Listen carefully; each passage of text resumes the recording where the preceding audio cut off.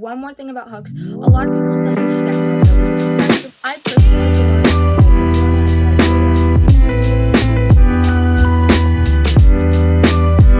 Hi everyone, welcome back to Fun Kids 4. So I'm going to be starting a new series on our channel, and it is going to be a crochet series. So every Saturday I'm going to post a video showing you guys how to crochet how to do different stitches, and eventually how to crochet some super cute plushies like these. So yeah, stay tuned for all those videos. But in this video, I'm going to be talking to you guys about supplies and what you should get, and then also the crochet basics, like how to do a chain, how to slip knot, and how to do single crochet. Now I have posted a few crochet tutorials, but those were not for like absolute beginners. I posted a video of like how to crochet a scrunchie, but I kind of already assumed that you know how to do like a single crochet and things like that. But a lot of people found it a little hard because they've never crocheted in their life. So these videos are for you because I'll be teaching basics for absolute beginners. Like if you've never crocheted a day in your life, don't worry, these videos will work. So yeah, without further ado, let's get into this video. So let's start off with supplies. What should you get? What should you not get? All that stuff. Okay, so for yarn, I would get a medium weight acrylic yarn. This is the yarn that I get. You can get it at Walmart, Michael's, even the dollar store. Well, not this exact brand, but like you can get it those places. I don't even know what I'm saying. But I recommend this yarn because, like I said, it's medium. It is not too thick, it's not too thin, it's the perfect in between, and it's pretty affordable. Like this whole thing which is it's almost 200 grams is $5, so like that's pretty good. So it's pretty cheap, affordable, great for that. And for starting off, you really only need one skein. Like you don't need like 20 different colors. Like you really can just get one and you'll be good for a while, at least unless you're crocheting like a lot. Okay, now hooks. You're probably like, what hook should I get? What hook size? What type? All that stuff. So your yarn that you get, it will say on here, like mine here, it says 5mm right there. So every yarn will say that, the size that you need. So it's recommending a 5mm hook. So you would use a 5mm hook.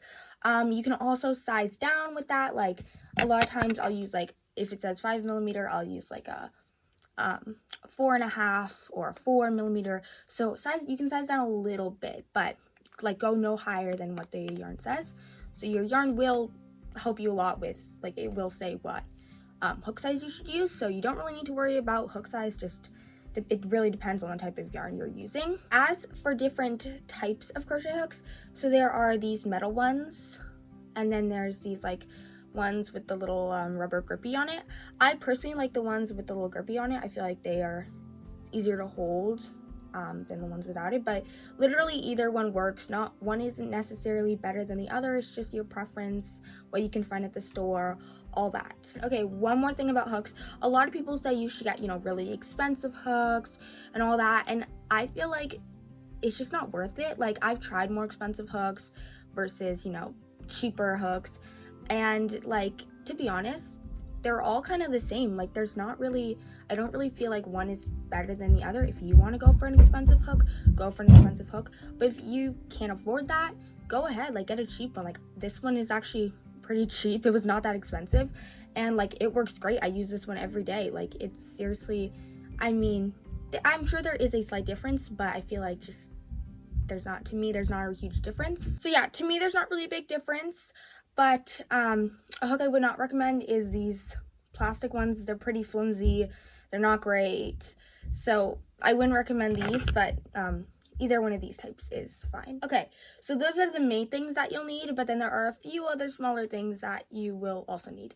So one of them is needles, yarn needles, whatever you want to call them. So there's two different types. There's the metal and then there's plastic. Again, like either one, it's fine. It doesn't really matter, really your preference. I personally like the metal ones better just because they're more hard and, you know, they're not so flimsy. But like it's just a little needle that you'll just use to weave in your ends and things like that. So it's literally like not a big deal at all, whichever one you want. Okay, then you will need scissors, so regular scissors or special yarn scissors works fine. I'm assuming you have scissors in your home.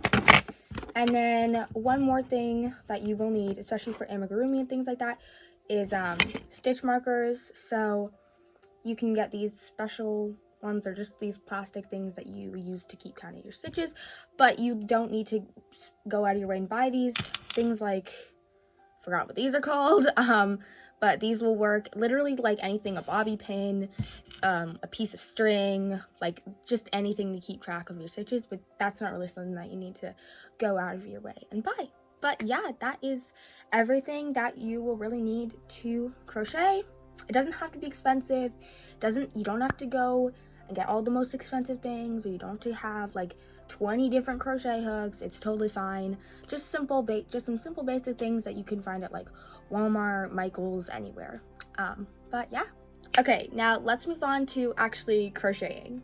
Okay, so make sure that you have all your supplies, and then once you have it, you can get started. So we are going to start off with a slip knot. Now I'm going to show you. Now there are many different ways on how to do a slip knot. So I'm going to show you guys the way that I know how to do it and the way that I've done it like forever. So you're gonna take your yarn, you're gonna take 2 fingers, you're gonna take your yarn, and you're gonna put it over like that. So your thumb is gonna be over top of the yarn like that. Then you're gonna take the yarn that's attached to the ball of yarn, and you're gonna cross it over like this, just like that. Now you're gonna take the yarn that is not connected to the ball, and you're gonna lift that over and then grab it with your other fingers. And so you should have a Y shape, or not, yeah, it should look like kind of like a Y. And then you're gonna take this strand and you're gonna put it over and pull. And that is a slip knot. And it's super easy to undo as well. You just take it like this and pull. And then there you go. It's gone just as quickly as it appeared. So I'm going to show you that again, but a little bit quicker this time. So you're going to take it over. You're going to take this yarn, bring it through, take the yarn that is not connected, pull it over, make a Y, take this strand, pull it over, and there you go. Okay, once you've made it, you can go back and rewind that if you're having troubles with that, and just keep practicing. And because this is very important, you cannot like start any project unless you can do this. So very important. So now you are just going to put your hook on there and then pull on the shorter end, or the end that's not connected to the ball, and it will tighten around your hook just like that. Okay, once you have your slip knot, I'm going to teach you how to hold your yarn. So how I like to hold it, like I said earlier, many people hold their yarn differently, just like how many people do a slip knot differently, but this is how I do it. So I take my yarn, the yarn that's connected to the ball, and pull it over, and then I grab with these 3 fingers, I grab on, so that's just my pointer finger pointing, and I adjust it until it's a good length for me. And then I like to use these 2 fingers and grab onto it like that, and that is how I like to hold it. But some people like to like wrap it around their pinky and hold it like this. So if that works better for you or feels more comfortable, go ahead and try it like that. But this is how I like to hold mine. But you might hold yours differently. So that's how you hold your yarn, but there's also many different ways, not many, but there's different ways on how you can hold your hook. So how I like to hold it is called the knife hold. So you just hold it like you would a knife. Some people like to hold it like a pencil, so you would literally just hold it like a pencil. So it's whatever works for you, if you want to hold it like pencil or like knife. It's up to you. Okay, and just remember that it might take some time to get used to holding your yarn and hook. And you might not hold it exactly like I do. You might hold yours differently, and that is completely fine. Okay, now we are going to chain. So how to chain: you take your yarn, you yarn over your hook so that your hook is grabbing that yarn, and you pull it through. And that is one chain. We'll do it again. You take your yarn, put over your hook, and you pull through. And that is called a chain. And we are making chains. And it does take time to get used to it, and your chains will not look maybe this perfect at the beginning. It's going to take time to get used to it, but just keep practicing and you will get better at it. And this is very simple. It's just a chain, and this is used as a base for many crochet projects. Okay, so I've chained 12 here and we want 15, so I'm going to do 3 more. So 13, 14, and 15. So however many chains you do is how big your square is going to be. So mine is going to be, I think this is a pretty good size.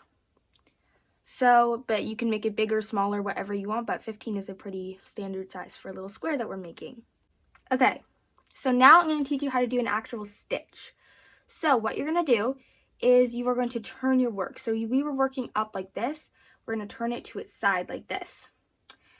And now not in this first chain. So there's this chain and there's this chain. We're working into this one and we're completely forgetting this one.